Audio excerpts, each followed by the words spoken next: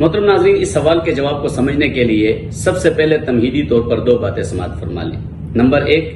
واقعہ کربلا بالاتفاق سن 61 ہجری میں پیش آیا اور سن 61 ہجری تک 1.25 لاکھ صحابہ کرام میں سے اکثریت فوت ہو چکے تھے۔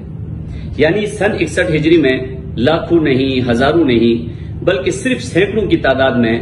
چند 100 صحابہ کرام حیات تھے، اور ان چند 100 صحابہ کرام میں سے بھی اکثر بوڑھے ہو چکے تھے۔ کچھ صحابہ کرام اس وقت کی آدھی دنیا سے زیادہ پر پھیلی اسلامی ریاست کی مختلف سرحدات پر مامور تھے۔ کچھ صحابہ کرام مختلف شہروں مثلا مکہ، مدینہ، عراق، دمشق، شام وغیرہ میں مقیم تھے، جبکہ کچھ صحابہ کرام مختلف شہروں اور علاقوں میں بطور حاکم اور گورنر مقرر تھے، اور کچھ صحابہ کرام مختلف محاذوں پر اسلامی فوج کی سپہ سالاری فرما رہے تھے۔ تو مطلب یہ ہے کہ وہ جو چند 100 صحابہ کرام تھے وہ بھی کسی ایک جگہ پر اکٹھے نہیں تھے،